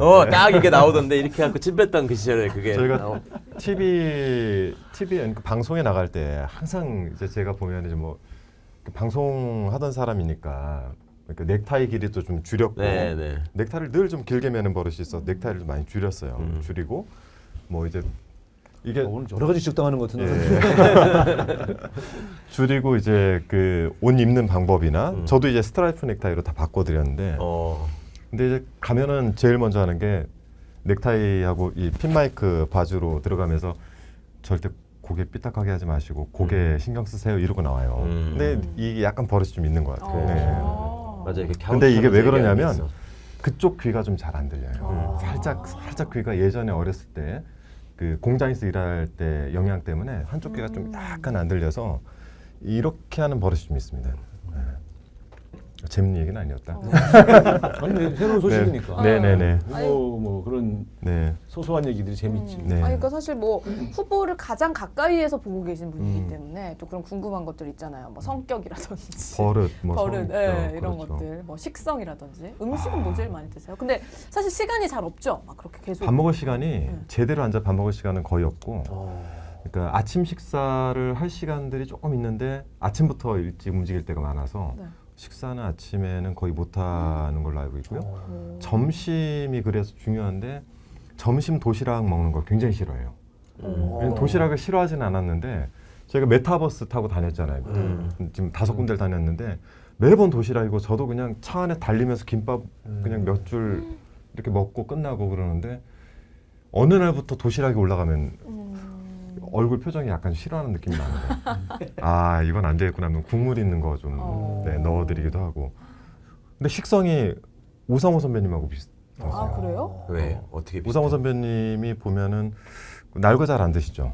네, 날 거 잘 안 드시고 뭐 구운 거 좀 잘 안 드시고 되게 이제 그 산골에서 못 먹고 큰 사람들이 나물 종류 뭐 입이 짧아 또. 네, 나물 갔잖아. 두부. 이게 아니라 네. 이게 강원도 산골 출신이라서 네. 나는 나물을 좋아해. 나물. 네, 나물 산나물. 좋아하시고. 고사리, 응. 그다음에 시금치, 네. 그다음에 이제 그 도라지 무침 이런 거. 고사리가 그 정력에 안 좋습니다. 아 이거 이제 필요 없으세요. 아, 이제 필요 없어요? 아니 나는 좀 줄여야 돼. 아, 걱정하지. 근데 저는 환갑이 지났다니까. 뭘 환갑이지나 올해 올해 이제 나 범띠요. 올해 12월 환갑이요. 12월생이시라 또. 근데 나는 실제로 나물류를 가득 넣고 술을 먹으면 안 취해요. 나는. 근데 고기나 회를 먹으면서 술을 먹으면 빨리 취해.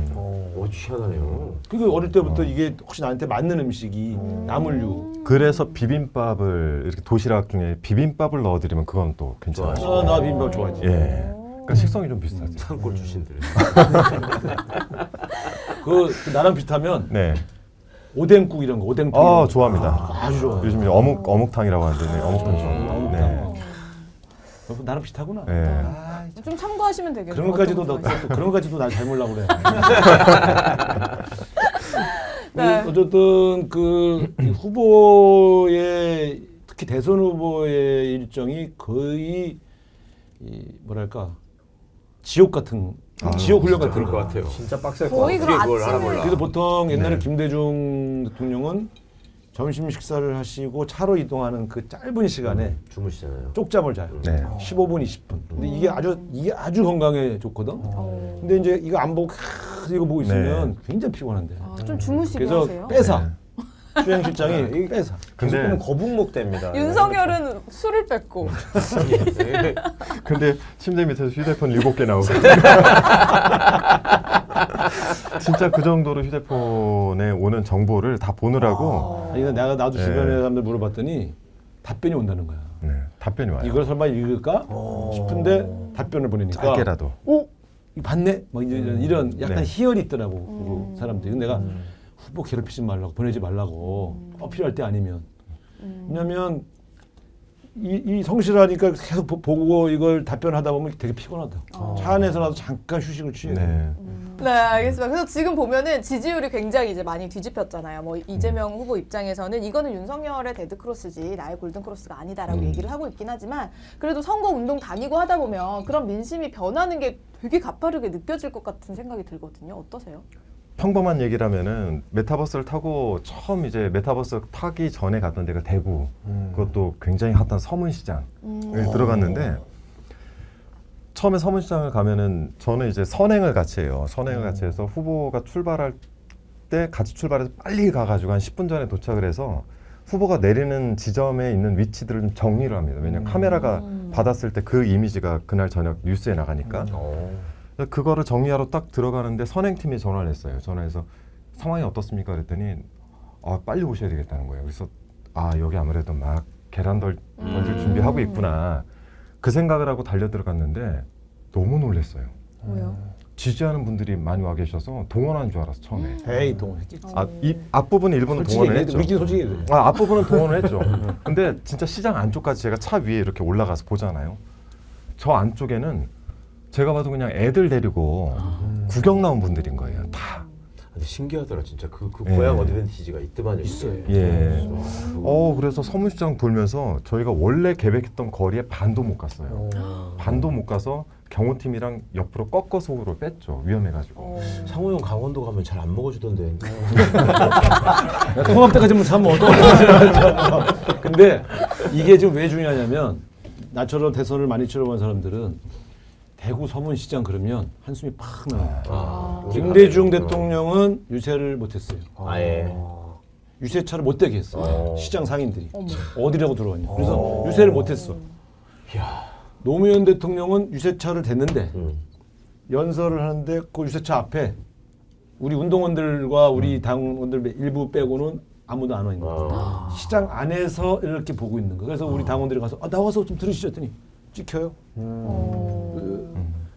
그러니까 그 서문 그래서 항상 대구를 유세를 갈 때 서문시장을 갈 거냐?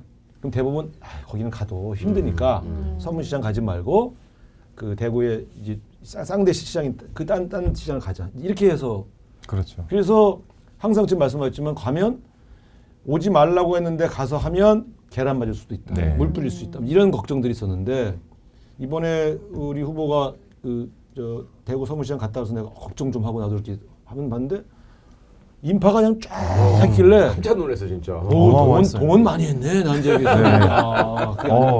그리고 나서 이제 길거리를 약간 걸었는데 한 뭐 100여 미터 걷는데 와 대구에 있는 학생들이 사인을 하고 셀카를 찍자고 하더라고요. 그러니까 예전에 없던 문화 중에 하나가 셀카 문화가 생겨서 뭐 아주머니 할 것 없이 다 셀카를 찍겠다고 그렇게 달려들어요.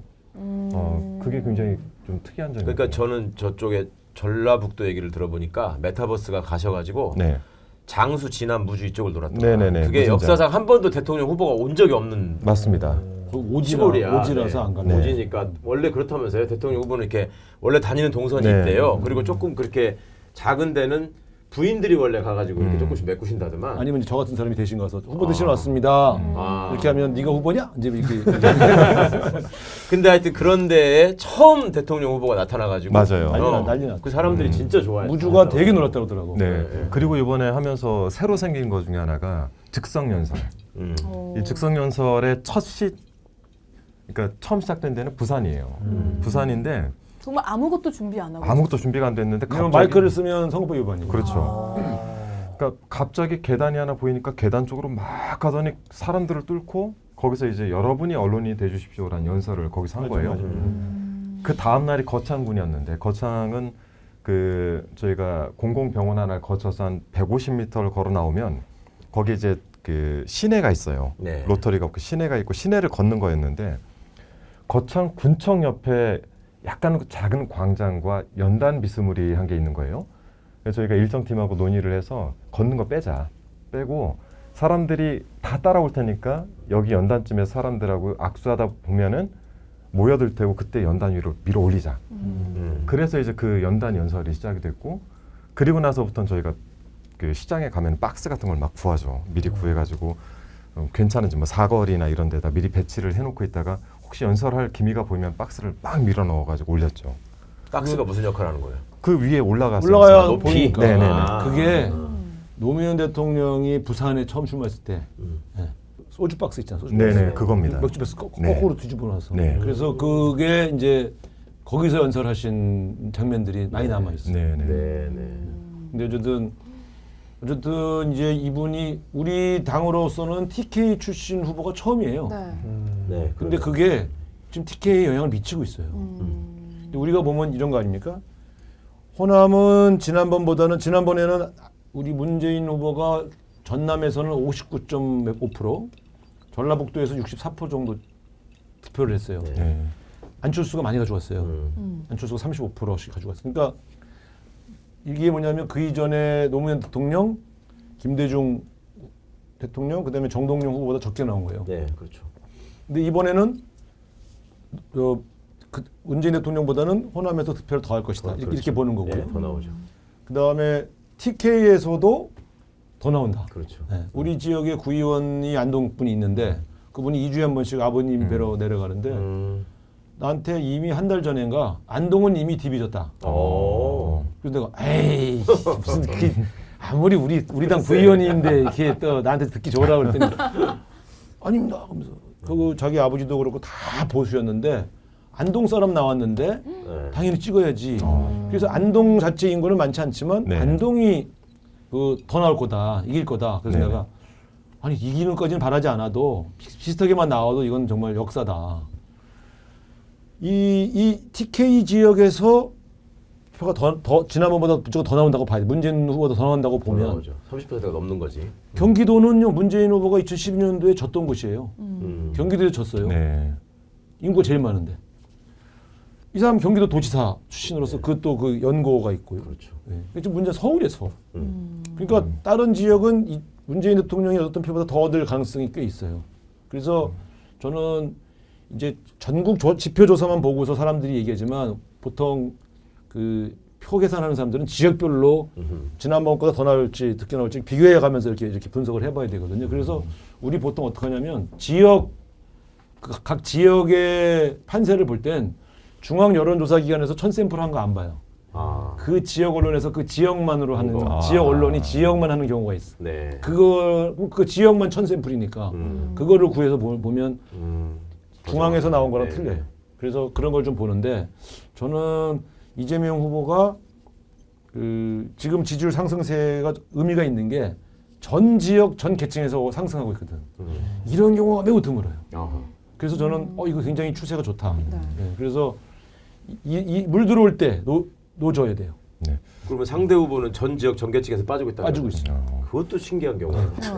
그래서 이 방송 진짜 훌륭하다. 나가는 아니 이게 여기는 때쯤 윤석열 욕만 하면 이게 좋아서 이렇게 이게 욕이 아닙니다. 이건 팩트를 되게 말씀드리는데. 지켜보면서 되게 내내 흐뭇한 표정으로. 그래서 이제 메타버스가 요 방송 나가는 시점쯤 이번 주 이제 금요일쯤 네. 다시 이제 시작되는데 서울에서 먼저 시작을 합니다. 아. 네, 시즌 2를.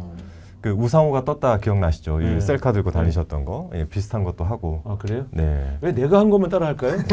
서울에서 우상호의 영향력을 기대하는 거지. 서울에서 이분이 낸 공약들이 내가 시장 경선 때 낸 공약을 많이 네, 그러니까. 가져가 쓰셨는데 네. 고맙다는 전화도 없지.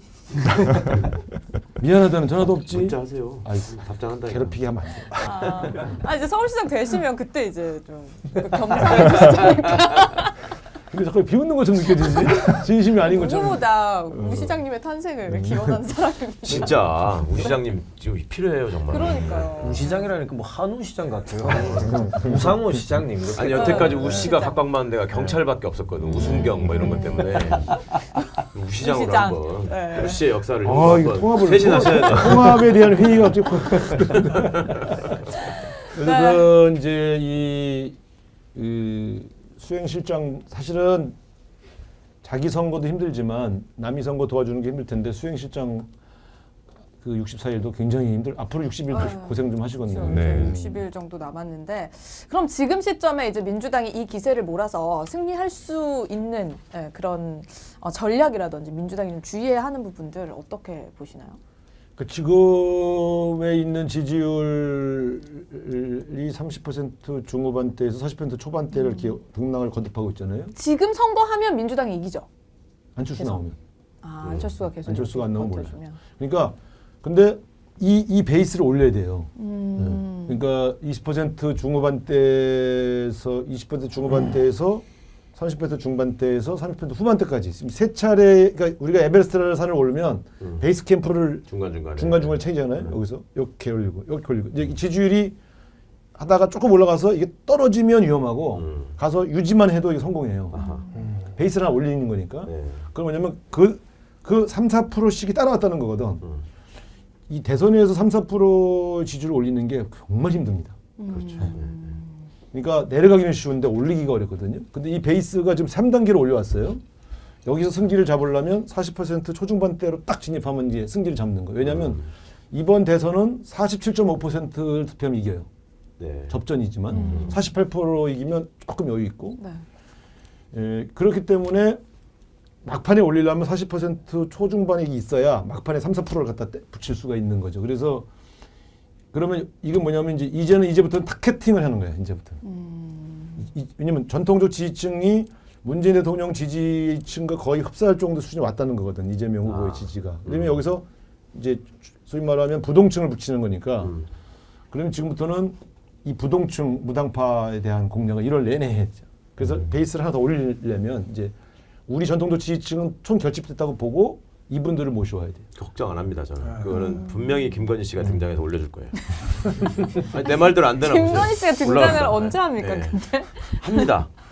설 전에 해야 될 텐데. 아니 본인이 직접 안 나와도 나올 수밖에 없게 돼 있어요. 왜? 워낙 화제의 인물이고 관심을 많이 받고 계시기 때문에 누르고 있잖아 나오지 못하게. 아니 그러니까 실물이 안 나와도 그 양반은 등장할 수밖에 없다니까. 아, 존재 그러니까 자체가? 이제 존재 자체가 워낙 강렬해서 그 패션, 머리, 피부, 그다음에 그 말투 이런 것들이 하나씩 1%씩 올리면서 어필하고 있죠. 이번에 이번엔 이제 이거요. 윤석열이 싫어서 이재명 찍는다. 네. 이건 한계가 있어요. 그러니까 윤석열은 싫다는 거는 많이 보편화되고 있는데 이재명 후보에 대해서 주춤거리는 계층, 이게 이제 부동층이에요. 그렇죠. 요걸 잡아와야 돼요. 요거는 윤석열, 김건희 얘기만 해서 안 와요. 그러니까 여기는 이제 사람들이 중도층 공략 이렇게 했는데 중도층 공략이라는 말은 그건 사실은 실체는 없는 얘기예요. 엄밀하게 말하면 부동층, 무당파층 이렇게 얘기해야 되고 그럼 이게 대표적인 사람들이 누구냐? 여성 주부층 30, 40대 그 다음에 20, 30대 그래서 이제 타겟팅을 할 때는 어떻게 하냐면 중도층 그냥 합시다 이렇게 말하면 어떻게 하지? 애매하잖아. 근데 여성 주부층을 공략합시다. 그러면 딱 온다고. 아, 뭘 해야 되지? 우리 후보가 1월 내내 이 여성 주부층 겨냥한 접근을 해줘야 돼. 내가 좀 캠프에 아무 직책이 없네. 그래서 뭘 할 수가 없지만 이런 방송을 통해서 나는 이제 여기 우리 수행실장님에게 좀 말씀해 아 그렇죠. 주시죠. 네. 네. 근데 수행실장은 되게 이제 아부만 하니까 직원을 해야 되는데. 아, 직원도 하고 있습니다. 뭐라도 해봐. 아, 그럼 주부수진 약 보험해준다고. 네, 네, 네.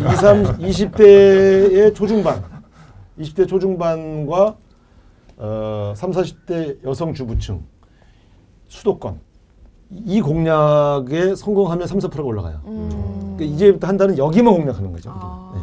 그 서울시장 때 좀 하셨던 거 좀 공유 좀 해주세요. 경선 때. 전 경선 졌잖아요. 아니 그 얘기하려고 그랬지. 매길라고 하는 것 같아. 공약이 이상해서 진 건 아니잖아요. 뭐가 이상했어요? 내 주변에 이상한 건 내 없었습니다. 주변에 날 도와준 사람이 다 도와준다고 하는 사람들이 저런식이야. 저는 뭘 잘 모르지만 우리 이재명 후보의 따뜻함을 좀 부각시키는 전략이 앞으로 필요하지 않을까 싶어요. 네네네. 사실 그 부분들을 뭐 이미지로 만들어내는 게 하나 있고 또 뭐 일정으로 만들어내는 게 하나 있고 또 이제 메시지로 만드는 게 있는데 그래 처음에 이제 경북대학교 대구 서문시장을 갔을 때 경북대학교 강연을 갔는데 옷이 이제 두 벌이 있었어요. 하나는 좀 짙은 색깔의 옷이 하나 있고 하나는 이제 회색 뭐 약간 베이지 계열의 옷이 있는데 회색에다가 약간 하늘색 니트. 맞아. 옷- 그거를 네, 너무 예뻤어요. 옷 잘 입으시잖아. 안 입겠다고 하시는 거예요. 안 입겠다는 거예요. 못 입는 자기 색깔이 아니라는 거예요. 그래서 한 번만 좀 입어보시자. 그래서 코디분들하고 설득을 해서 그걸 입혔는데 입히고는 다 맞고 그 계단식 강연장 혼자서 이제 뚜벅뚜벅 걸어 내려가게 했는데 근데 그 옷이 본인도 이제 싫었어요. 싫었는데 다녀와서 반응이 좋은 거예요. 반응이 좋아서 따뜻한 이미지가 느껴지는구나. 그래서 그 계열 옷으로 요즘 많이 갔죠. 그 이미지는 하나 바꿔놨고 두 번째는 공격적인 면이 좀 있어요. 분명히. 네. 논쟁을 하면 절대 지고 싶지 않고 뭐 이런 게 있는데 요즘은 저희가 항상 얘기하는 게 그 한번 서울대 강연 갔을 때 서울대 강연 갔을 때 이제 들어가기 전에 뭐 옷 고르고 뭐 이제 후드티 입히고 들어갈 때 이제 물어보잖아요. 오늘은 강연 컨셉을 어떻게 할까 이렇게 물어보잖아요. 그래서 그때 소통하지 마십시오 그랬습니다. 소통하지 마십시오. 그랬더니 왜 소통을 안 하냐고.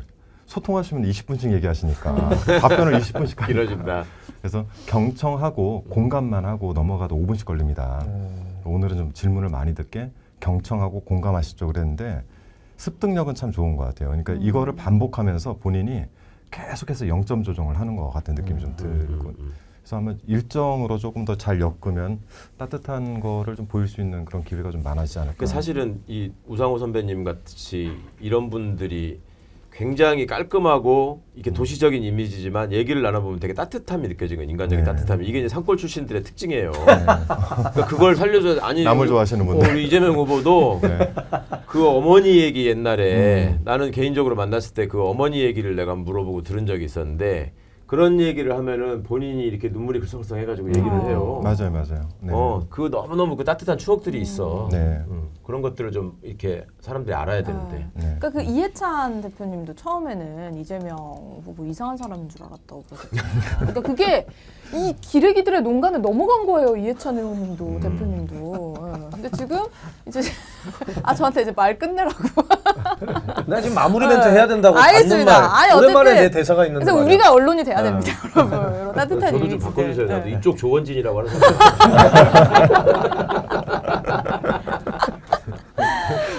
네. 그래서 오늘 이렇게 또 블록버스터급으로 저 해도 되나요, 이제? 게스트를 맞는 말. 모시고 했는데, 이제 클로징 해주시죠. 받는 말. 저는 네. 마지막으로 이제 그 이재명 후보에게 바라는 점 하나 말씀을 드리겠습니다. 오. 그 근현대사를 보면 그 정말 우리의 정말 그 매국노 이완영을 처음으로 시해한 분 이름이 이재명이에요. 동명이인입니다. 그러니까 이재명 의사가 있죠. 네, 이재명 의사가 있어요. 그분이 이미 사이다를 보여주셨는데 지금 현 그 이재명 후보님도 좀 이런 나쁜 놈들 좀 이렇게 확실하게 좀 사이다로 좀 처벌을 해줬으면 좋겠습니다. 흉악범들 이런 놈들 있잖아요. 그래서 저는 꼭 그거를 좀 부탁을 드리고 아니 지금 싶어요. 따뜻한 이미지 얘기했는데 좀 아니 이렇게 사이다 얘기하지 이미지를 난 좋아하니까 그 뭐야 그 가평 불법 그거 계곡 밀어버리고 이런 거 있잖아. 좀 이재명은 이렇게, 합니다. 좀 이렇게 좀 시원하게 좀 사이다 좀 계속 좀 이렇게 따뜻한 것도 좋지만 그거 좀 부탁드리겠습니다. 흉악범들, 네. 아주 나쁜 놈들. 알겠습니다. 이 클로징 다 하신 거세요? 네, 저 그걸로 대신 하겠습니다. 알겠습니다. 자, 그래서 오늘 이렇게 또 우리 한준호 수행실장님 그리고 최강욱 당대표님과 함께 이렇게 이야기 나눠봤는데 저희 이제 방송을 마무리해야 됩니다. 뭐 당연히 지난번처럼 정말 많은 분들의 또 성원을 받지 않을까 이번 회가 그런 생각이 드는데요. 리턴 투 악의정 좋으셨다면 좋아요와 또 구독 눌러주시면 감사하겠고요. 자, 우리 세 분 마지막으로 그러면은 우리 시청자분들에게 이번 대선을 두고 꼭 마지막으로 하고 싶은 얘기가 있다라고 좀 한마디씩 하면서 마무리를 해보겠습니다. 네. 대표님부터 이제. 제가 대표 며칠 안 남았어. 얼마 안 남은 대표님부터. 예, 그 역사적인 선거라고 감히 말씀을 드리고 있습니다. 저는 개인적으로 대한민국의 민주주의가 성숙하는 과정에서 첫 번째로 정치군인의 역사를 없앴다. 누구도 이제 정치군인을 걱정하지 않는다라는 게 큰 계기가 됐고 이제는 마지막 남은 정치 검사를 박멸하는 시기라고 생각합니다.